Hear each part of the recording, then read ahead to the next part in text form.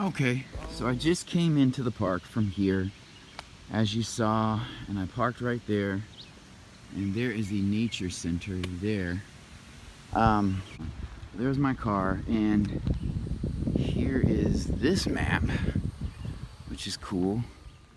Anyway, cool things about this trail is that you have this open area here, so if you're really not wanting to get down into nature like that, you can kind of sit out here, get some sun, or there's some benches that are kind of under trees, and just enjoy nature. And even out here, it's very quiet, very, very quiet. So I'm back behind the main entrance and sign here, and I just wanted to point this area out.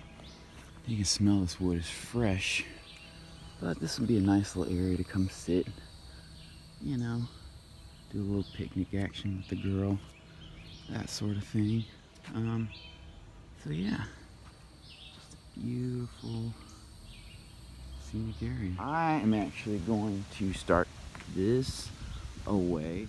Inside the nature center, I know they have little animals and exhibits and things like that. I'm not really too interested in that. It is a cool thing if you're a kid or an adult. So let's come on in. This is a suspension bridge, but yeah, it's a beautiful, somewhat overcast day, but the sun is still out. But let's go there. So we're gonna go this way. And along the way, you can see these little bird houses that have been built in. One of the things I looked at, I watched a couple videos on this trail to see if I even wanted to come out here.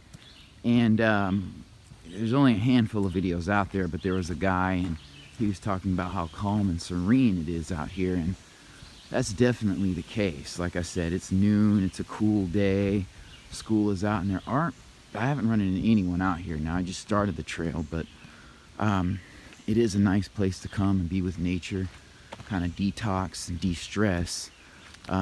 Turkey Mountain's another good one, but Turkey Mountain can have a bit more traffic. As you can see, some of the trail is paved a bit.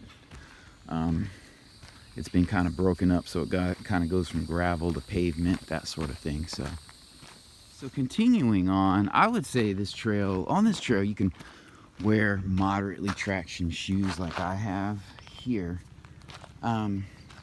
These shoes are very comfortable, and so they don't have too much traction. They're not like completely flat on the soles with no traction, but it's not like a hiking trail where you might need some spikes or some very heavy duty shoes or hiking boots. You can get away with tennis shoes around here. So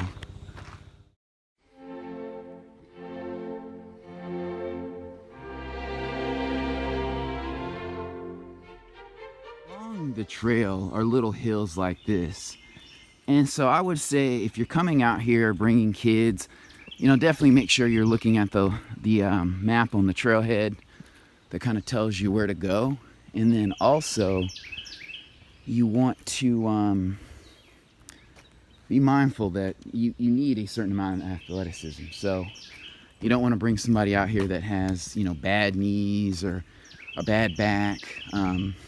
So here's a little variation in the trail, a little creek-ish ridge, if you will.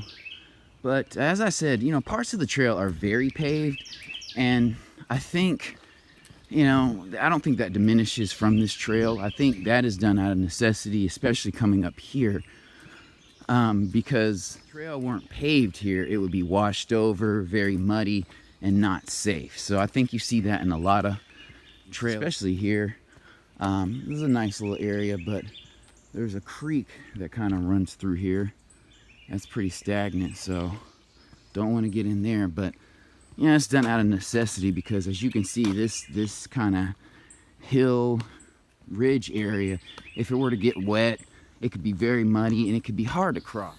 Here is the map that I mentioned, and this map tells you how long each trail is. And this is the neighborhood. So this trail actually borders the neighborhood, which is really cool. That's awesome. That'd be great to grow up as a kid here.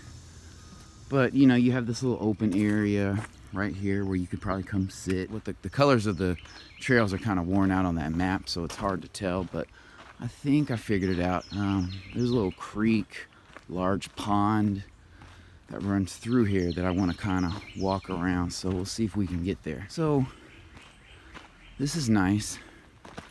You want to come in from the nature center entrance if you don't live in that neighborhood, because obviously there's nowhere to park. So but this would be very nice to have a picnic at with your family and the kids. And this isn't really an area where you can let your kids go and run around, because you know they can get lost. There is wildlife present, you know, all sorts of things. So you want to be careful, but it does border a neighborhood, as you can see right there. So is that I did take off my sunglasses because this reminds me of Chandler Park and Turkey Mountain, in that there are a lot of trees and there's a lot of coverage from the shrubbery and the trees. So you really don't need the sunglasses on, and actually they kind of prevent you from seeing things. And I took them off in part because I didn't need them. My eyes weren't being strained or bothered by the sun, and then also I could not really see in detail the shrubbery around me, so looking for snakes and other wildlife, bees. And I believe this is the old part of the old pumping system where they used to pump water uphill into that thing and then pump it elsewhere. See guys, and this is just beautiful. You know, I'm walking along here, nobody's around, kind of clear my head, clear my thoughts. And this part of the trail is very paved, so you want to watch out for some roots that have kind of taken the gravel up or the pavement up. But here's another little area where there's a stream.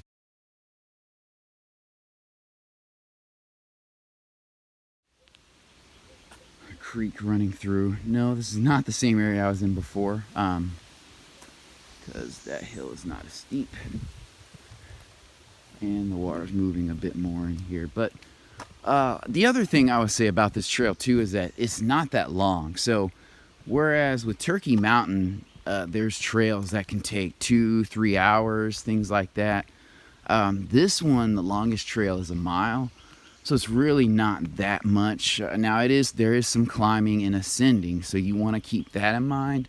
So, and as you can see, there are parts of the trail here where right in there is a bench. So if you do need to stop, there are benches around. So it is a good place as long as you have water, which I don't, but I'm in pretty good shape, so I don't really need it. But it's not bad. It's a cool little trail. So I would honestly say too that this is more pet friendly than Turkey Mountain. The terrain is a little bit softer, and you know the trails are a little wider, whereas Turkey Mountain, sometimes the trail gets very narrow. It's hard to tell whether it's a trail or just like a natural open area where you could actually walk through. This is interesting. This is what I'm talking about. This is kind of a fork, and there's kind of no signage here. I guess we'll take this trail. That's kind of frustrating. We're on a trail like this. Clearly this is a fork and there's no signage, so that could use a little work. Appears another neighborhood entrance here. So yeah, well that's cool. But the signage could use some work. These old maps, like what's crazy is this map should be laminated.